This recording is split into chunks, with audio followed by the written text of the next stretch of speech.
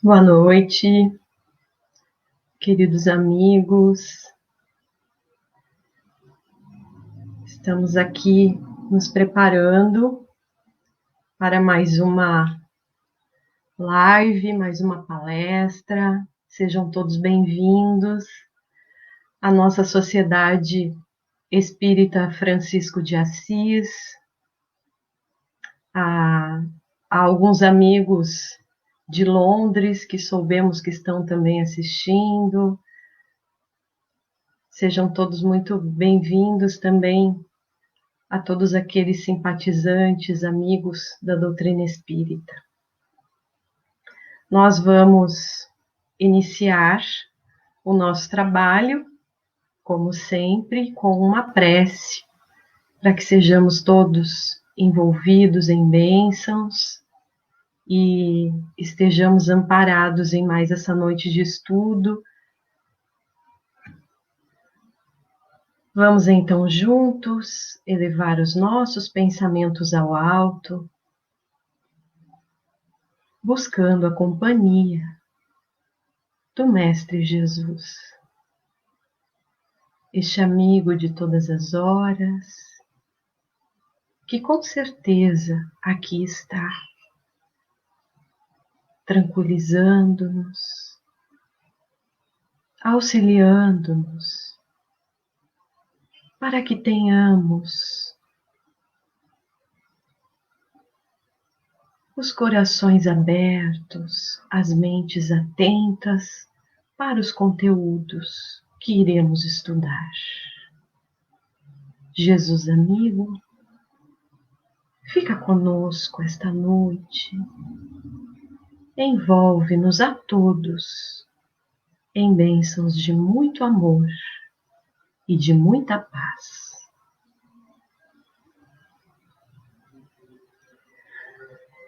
Muito bem, então o tema da noite de hoje é Jesus, o psicoterapeuta. Psicoterapeuta, porque ele é o terapeuta da alma, psico-alma terapeuta, o médico das almas. E para falar dessa passagem, para abordarmos esse aspecto de Jesus, eu gostaria de iniciarmos com uma passagem que está em São Mateus, capítulo 24, item 6, que conta que Jesus estava em uma determinada ceia e sentado junto aos publicanos e às pessoas ditas de má vida, aqueles que eram relegados, assim, deixados de lado pela sociedade. E os fariseus, percebendo aquilo, foram até os discípulos de Jesus e questionaram: que mestre é esse? O que ele faz que está sentado justamente com os publicanos e com essas pessoas de má vida, indignas de estarem na sua presença? E Jesus, escutando aquilo, foi até estes homens e disse: não são os sãos não têm necessidade de médico. Quem tem necessidade de médico são os enfermos. E é uma passagem muito interessante, porque quem é esse médico a que ele se refere? Se os fariseus estavam perguntando a respeito de Jesus, obviamente, né, o que Jesus estava fazendo com aqueles homens e mulheres, obviamente o médico a que ele se referia era ele mesmo. E a que doenças, então, ele se referia? Porque, vejam, ele estava sentado junto a publicanos e a pessoas de má vida. Não diz exatamente que aquelas pessoas estavam estrupiadas, né, com problemas no braço, com doenças físicas. Então, que doença é essa a que Jesus se refere? Quem são os sãos e os doentes? E é óbvio que ele está falando das doenças que ele mais se preocupava em curar, que são as doenças da alma, as doenças do espírito. Joana de Ângeles, na obra Seja Feliz, e a gente vai perceber durante todas as obras da doutrina espírita, nós vamos perceber que os espíritos são muito enfáticos nesse sentido, e Joana de Ângeles, nessa obra Seja Feliz, diz também que toda doença tem a sua origem no espírito, por termos transgredido as leis divinas em algum momento. Então, se eu usei mal o meu corpo em outra encarnação, a doença física surge para um aprendizado, para que nessa encarnação eu aprenda a respeito daquilo em que eu transgredi a lei divina. Se eu hoje mesmo tenho pensamentos ou tenho posturas que muitas vezes são infelizes, a doença física pode vir como um ajuste para o meu espírito, uma prova necessária para o meu crescimento moral. Então, toda doença tem origem no espírito, toda doença tem um porquê.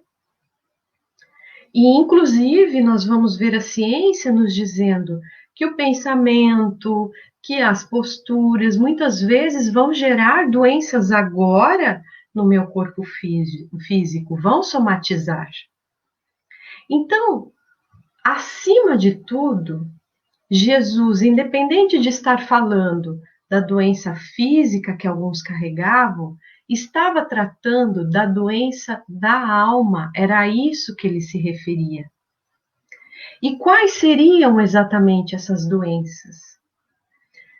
Quando nós carregamos em nós as dificuldades, as viciações, né?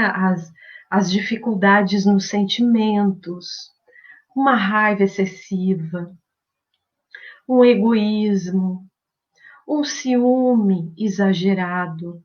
São todos estes fatores que vão fazendo com que se caracterizem em doenças psíquicas, doenças do meu espírito, porque me fazem sofrer,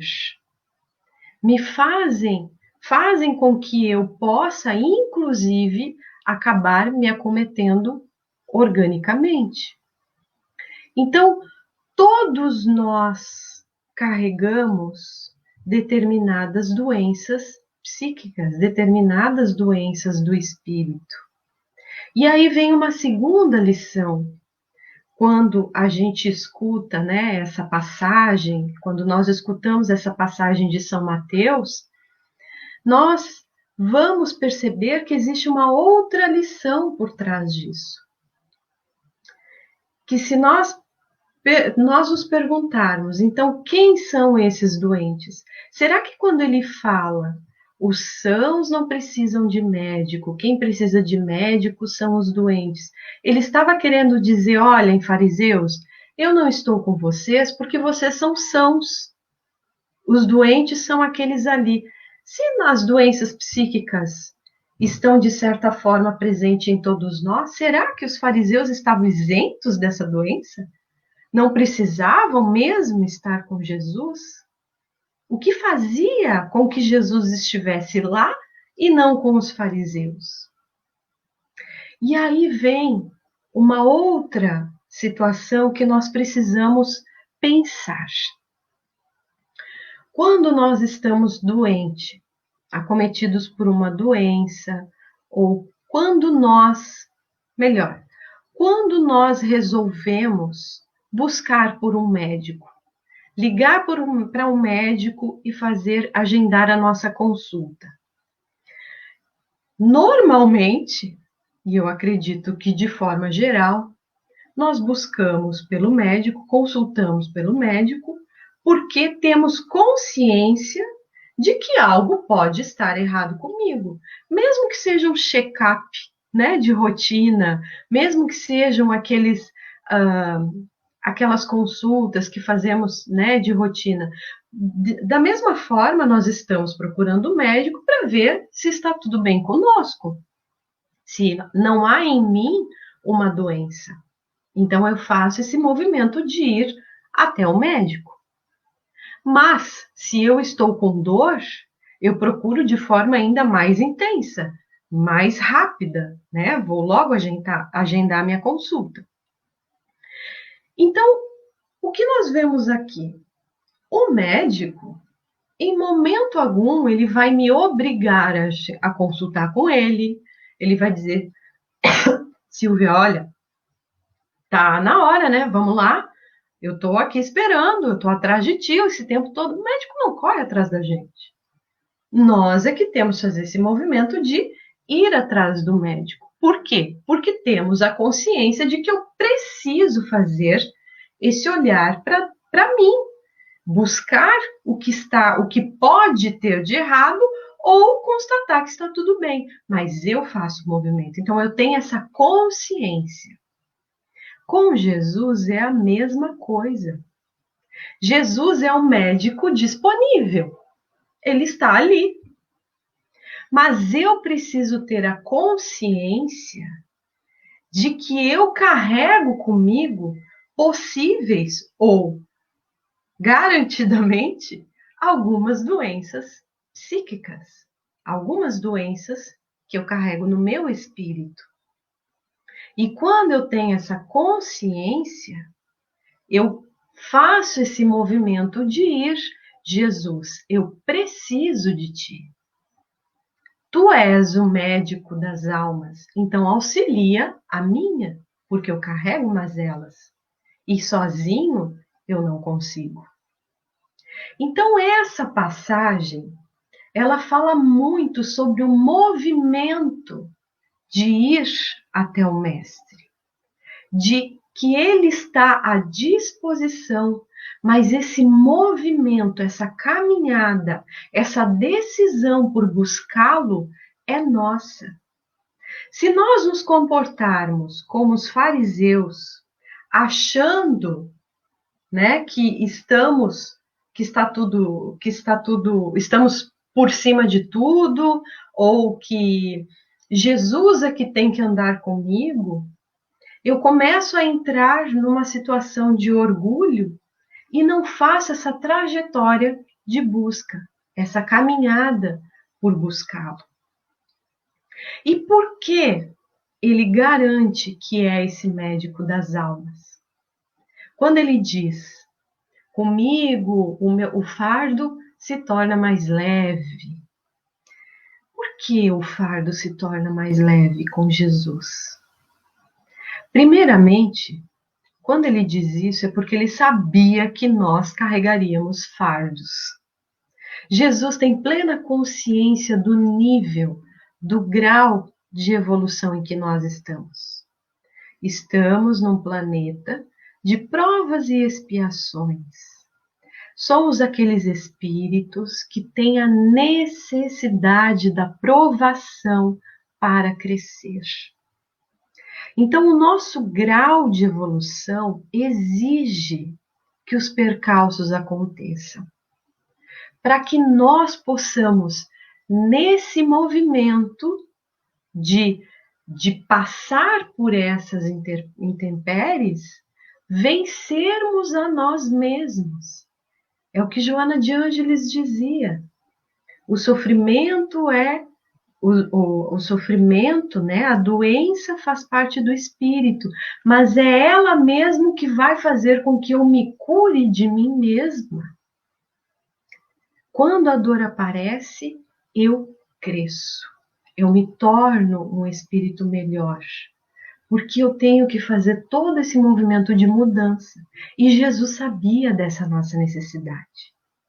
Só que ele sabia também que com ele a nossa vida ficaria mais fácil, no sentido de conseguirmos vivenciar a prova e passarmos por ela de uma forma vitoriosa. Vejam que Jesus não diz, comigo, deixem comigo que eu carrego o vosso fardo. Jesus não diz, comigo o fardo desaparece. Me chamem que eu desapareço o fardo. Não foi nada disso que ele falou. Ele disse, comigo o fardo muda de peso. E é exatamente quando eu busco por Jesus, nos momentos de prova, nos momentos de dores, aquela situação se torna mais leve pela sua presença, pela sua companhia. E por quê? Porque tudo o que Jesus nos trouxe, todos os seus ensinamentos, todas as referências, as passagens, tudo está em torno do amor. O maior ensinamento de Jesus, se nós fôssemos resumir tudo que ele fez, a gente poderia resumir naquela prática que ele nos traz. Ama a Deus sobre todas as coisas e ao próximo como a ti mesmo.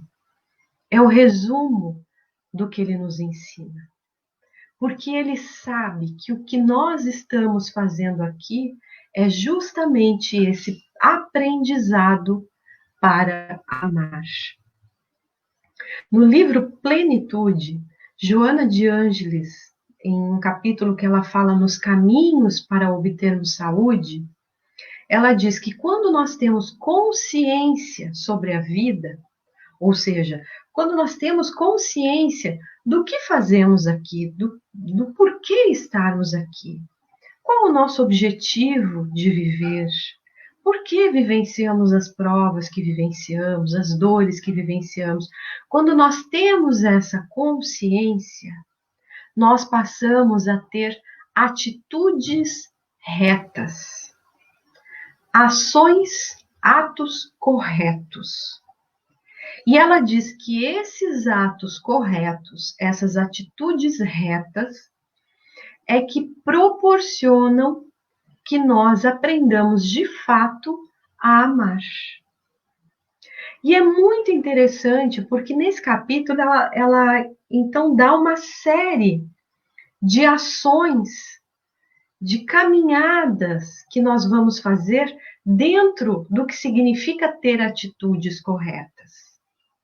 Então ela vai dizer que é necessário crer retamente, querer retamente, falar retamente, operar retamente, viver retamente, esforçar-se retamente, pensar retamente e meditar retamente. São 8 ações, e se a gente for pensar, uma vai na crescente da outra, que fazem com que, quando nós temos essa consciência de por que estamos aqui, de que todas as nossas ações são ações importantes, todos os nossos pensamentos são pensamentos importantes, né? Fazem movimentos na nossa vida e na vida do outro. Quando nós temos essa consciência, nós passamos a agir retamente, e agindo retamente, estamos na caminhada para aprender de fato a amar. Então vamos ver o que significa esse crer retamente.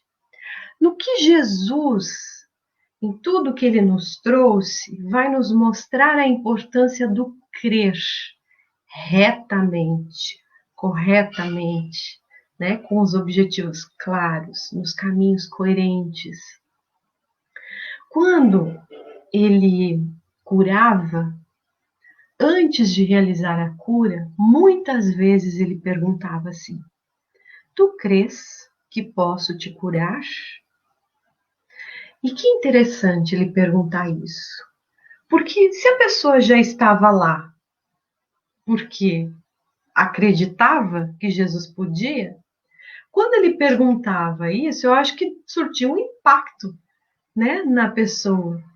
Porque quando ela agia, quando ela se dava conta do que ele estava perguntando, eu acho que ela parava para pensar assim, não, mas o que ele está querendo dizer com isso? Porque Jesus, na realidade, quando ele perguntava, crês que posso te curar? Ele estava propondo que a responsabilidade também era daquele paciente, daquele que estava prestes a ser curado. Porque se ele não cresce, se ele não tivesse essa certeza, pouco se faria. porque a responsabilidade também é dele, a ação também é dele. Então, o crer, ele está muito vinculado também às questões do otimismo, do eu ter a certeza das possibilidades. Joana de Ângeles, ela diz nessa obra Plenitude, que nós temos o hábito de acreditar naquilo que nós negamos, nas ações negativas. Ah, mas isso não vai dar certo. Ah, mas eu garanto que ele não vai gostar. Mas eu tenho certeza. E nós pegamos essas crenças de tal forma, nos fixamos nelas, que elas acabam tendo mais força, muitas vezes, do que aquilo que eu digo que eu creio. Então, crer tem que estar vinculado a esse pensamento otimista para com a vida. Ser nesta postura mais positiva. Porque isso também é fé. A gente às vezes fala de fé e não tem noção do que significa. Porque para nós, às vezes, quando a gente diz fé, parece algo mágico, né? Fulano tem fé, então ele é aquela pessoa que ora, ora, ora. E o que é de fato ter fé? Aí alguém diz assim, não, tu precisa ter fé. Aí eu vou lá e oro, peço para que algo me aconteça, nas minhas limitações do que deve acontecer, do que é o ideal para mim. Então eu peço aquilo que eu fantasio que é o ideal. E na minha limitação também, fé é aquele que tem fé e que dá resultado à sua fé, é como se ele orasse e resolvesse, orasse e resolvesse. Mas fé também é trabalho, é persistência, é paciência. Sabe um nome que teve muita fé e que todos nós conhecemos? Thomas Edison. Ele fez para chegar no resultado a respeito da lâmpada que hoje nós conhecemos, para ter êxito, ele tentou 1.200 vezes. Porque ele acreditava retamente naquilo que ele estava se propondo.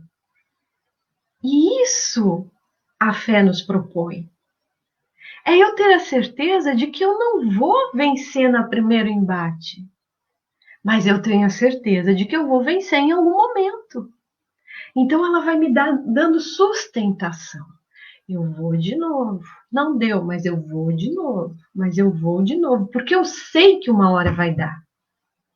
Santa Mônica, mãe de Santo Agostinho, que nós espíritas muitas vezes também o lemos, né, dentro das obras espíritas.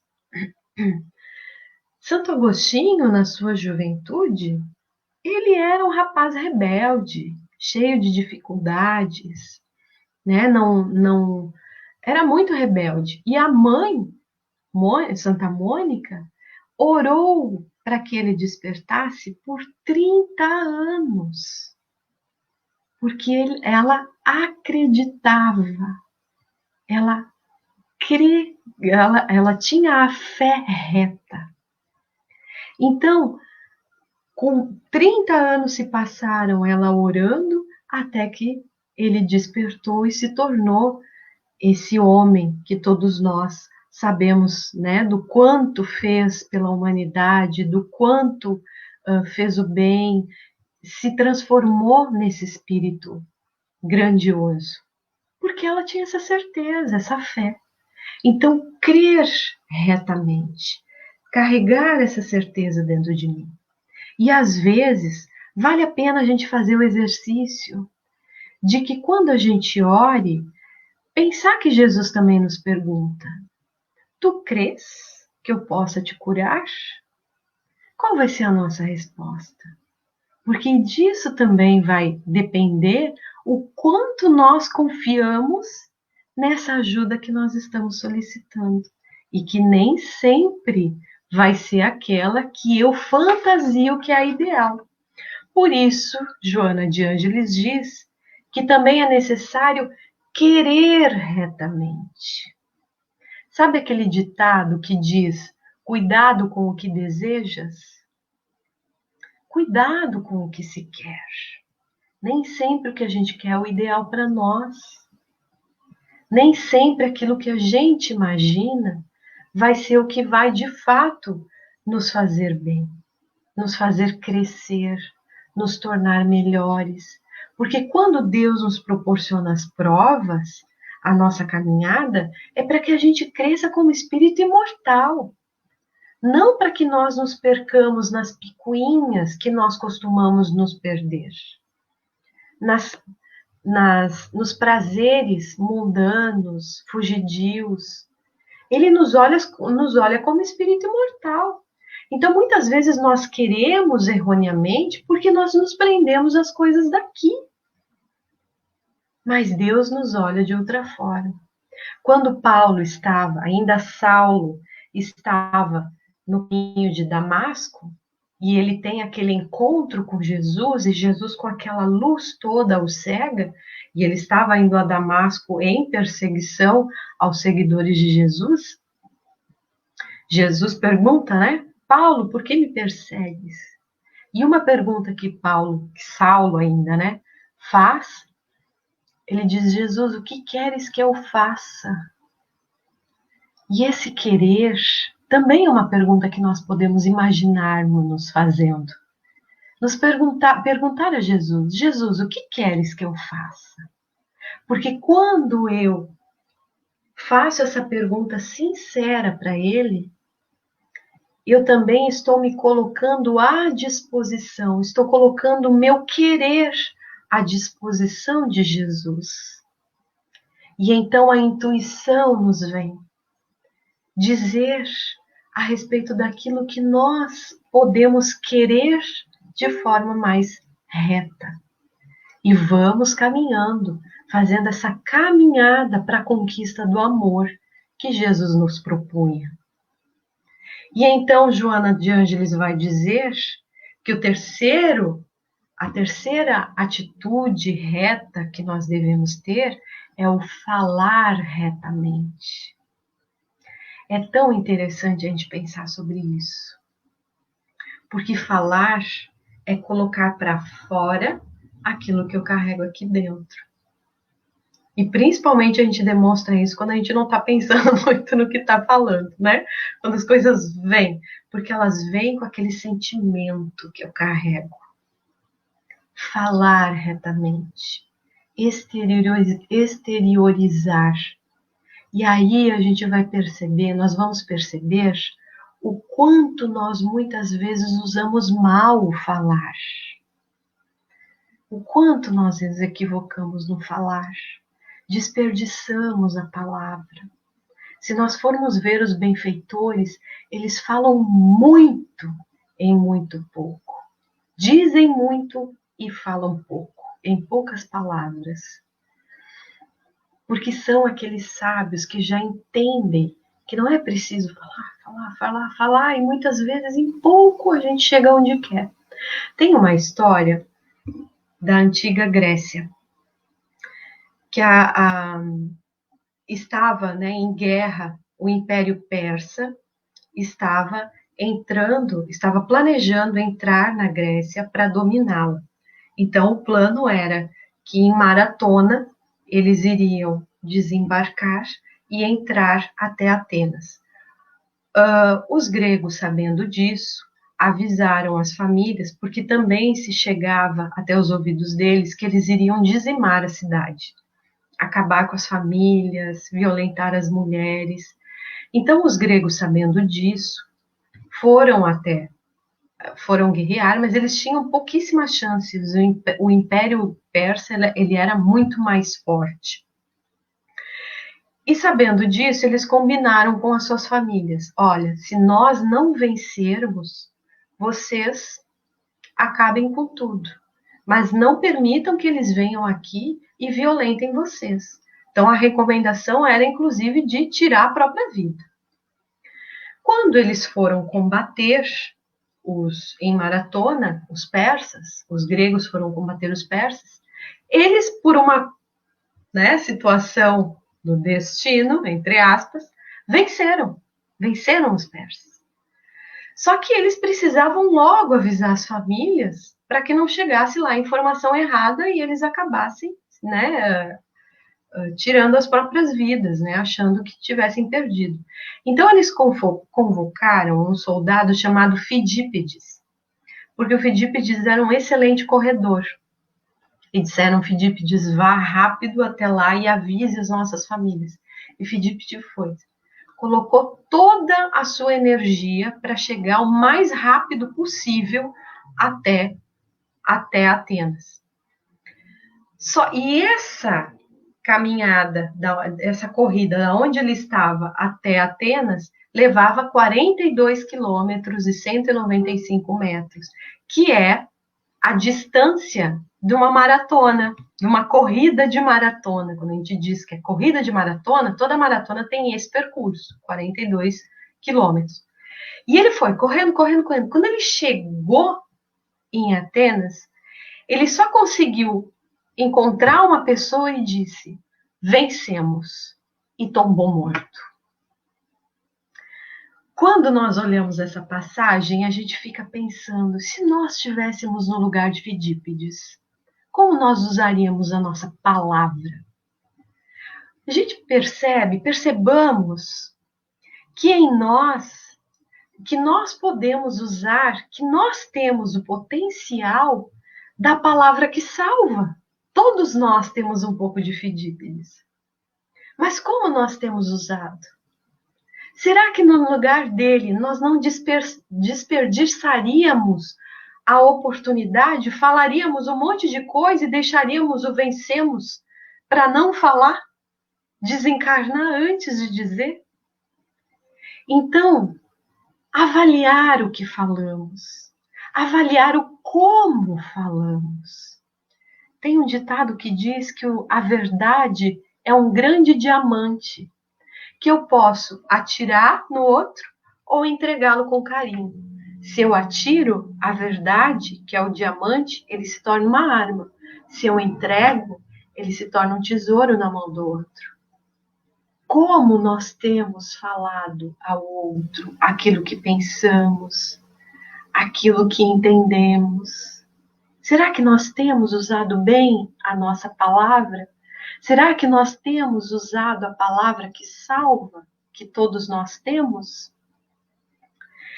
E aí nós vamos então para uma outra ação que Joana de Ângeles nos propõe para esse aprendizado de amar e de conquistar a saúde, que é o operar retamente, a ação reta.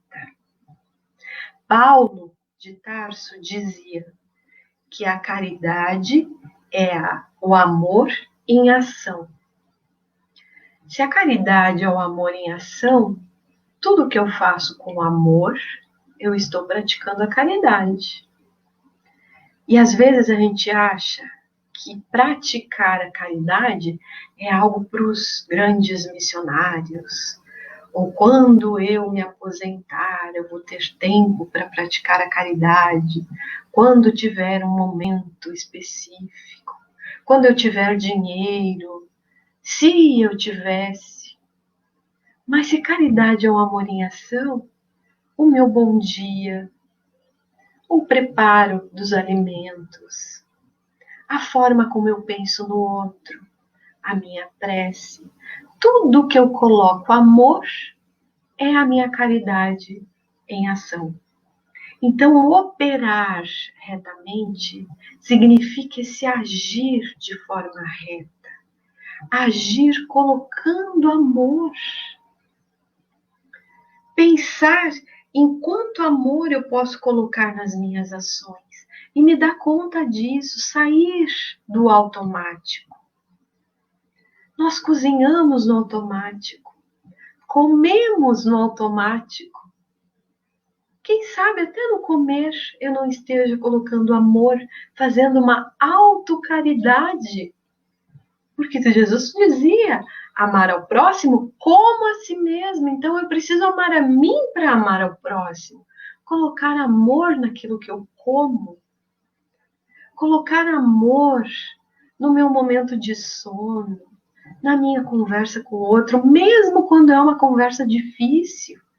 Quando eu estou com aquele sentimento de raiva, dá uma respirada, parar um pouquinho e buscar esse amor, porque nós carregamos ele dentro de nós.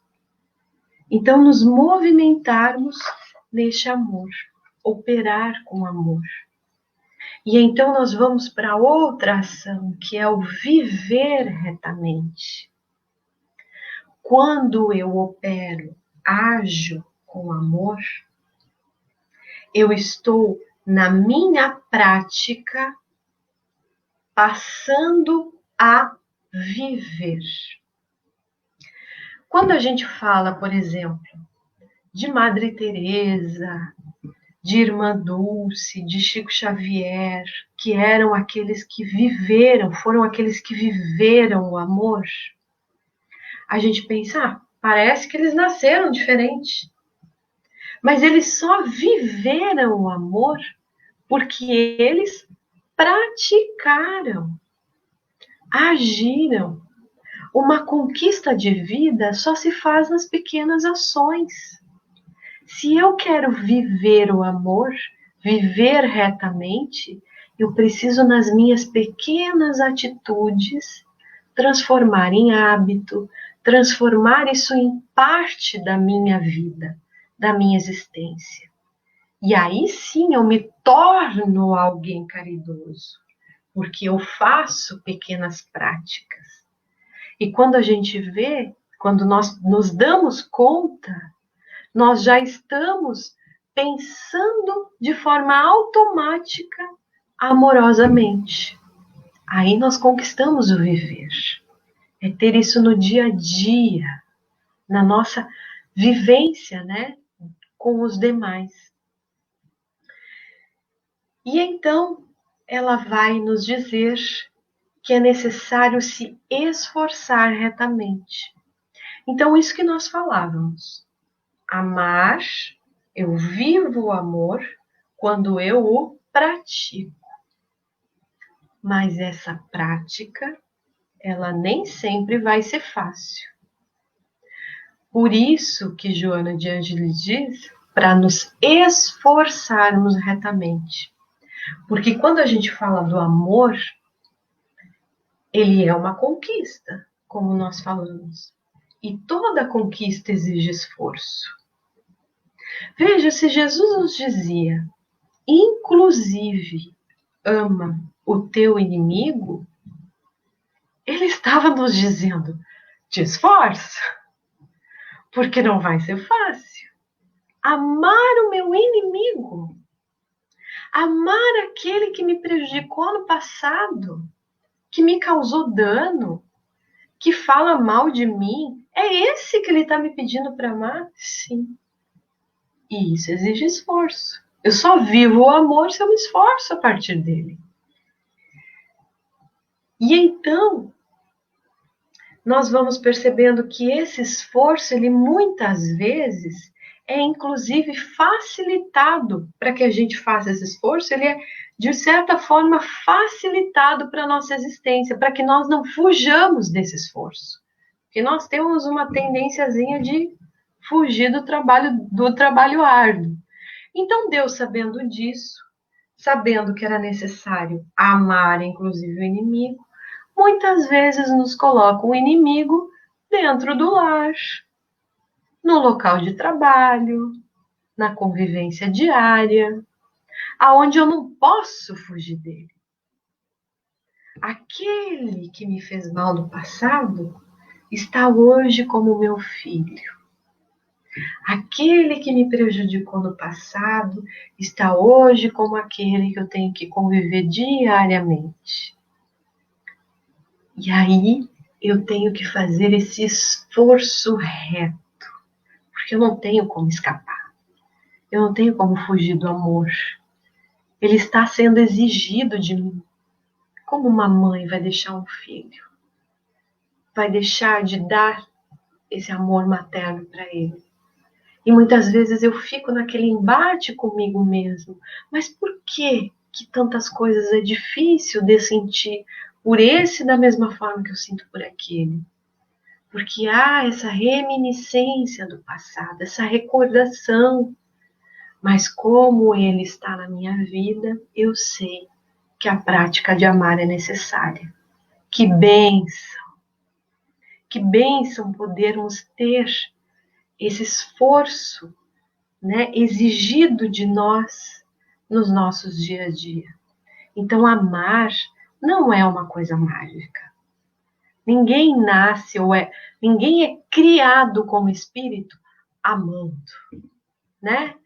Despejando amor porque ele foi criado assim e eu não fui criado desse jeito. Não. Amor exige trabalho, exige esforço. E aí entra também o pensar retamente. Porque pensar é agir. Se eu quero me esforçar para amar, eu começo inclusive pelo meu pensamento. Pensar no amor. Não me permitir invadir por aqueles pensamentos de maledicência, de rancor, de raiva. Se eu quero me esforçar para amar, eu vou esforçar para manter o meu pensamento reto, como Joana de Ângeles propõe. Não que esses pensamentos não vão aparecer, porque eles surgem, inclusive, como sugestão daqueles espíritos que nos acompanham e não querem nos ver vencer. Mas aí eu corto. Eu digo, não, isso aqui não é o que eu estou me propondo a fazer. Não é o que eu pretendo para mim. Eu estou no esforço de amar e eu vou cortar esse pensamento. Eu mudo o caminho do pensamento e me uno aos bons, ao meu benfeitor, àqueles que oram por mim, a Jesus. E tudo isso se torna ainda mais fácil, esse pensar retamente, se nós temos a última prática que ela diz, que é o meditar retamente. Fazer esse momento íntimo, eu comigo. Jung, que estudava a respeito da psicologia, ele falava sobre a imaginação ativa. Usar o meu potencial de imaginação para visualizar algo saudável, algo positivo. E aí entram as visualizações terapêuticas que muitas vezes a gente encontra dentro da doutrina espírita, no YouTube. O Divaldo nos propõe várias dessas visualizações terapêuticas, em que ele nos propõe que nós nos enxerguemos sob uma árvore, em frente a um lago, encontremos um inimigo no passado, encontremos um amor. Então, são conduções, meditações que são conduzidas para a gente fazer, para nós fazermos esse encontro conosco mesmos. É o meditar. E o meditar, ele também acontece na minha prece, no elevar o meu pensamento até o mais alto e buscar o terapeuta das nossas vidas. Porque tudo isso que ele propõe em torno do amor é para que nós conquistemos a saúde integral do todo. Hoje nós estamos vivendo momentos bem difíceis, situações que nos abatem em torno da economia, em torno de doenças. Mas nós buscarmos esse psicoterapeuta das nossas vidas, com certeza, faz com que nós tenhamos mais força, mais ânimo, mais certeza de que ele pode e está sempre conosco. Que nós jamais nos afastemos dele, que nós busquemos este amigo querido e sempre trabalhando nas ações retas que Joana de Ângeles propõe, que fazem com que nós conquistemos esse amor. Vamos fazer a nossa prece, então. Pedindo a Jesus o médico das nossas almas, que envolva a todos nós, que nos envolva em bênçãos de saúde, de harmonia, de equilíbrio, para que nós possamos, Senhor, vivenciar as provas, o dia a dia, de maneira reta, como Joana de Ângeles nos propõe. Envolve o nosso planeta, a todos que estão acometidos pela doença orgânica, mas também e em especial pelas doenças da alma, pelas depressões, pela tristeza. Envolve-os com ternura, Senhor, e ilumina o nosso lar, para que dentro dele possamos sempre buscar a saúde com o amparo do teu amor. Obrigada, Senhor.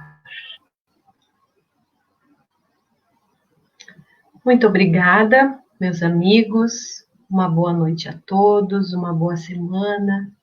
E semana que vem, quarta-feira, às 20 horas, esperamos por vocês aqui novamente. Um grande abraço.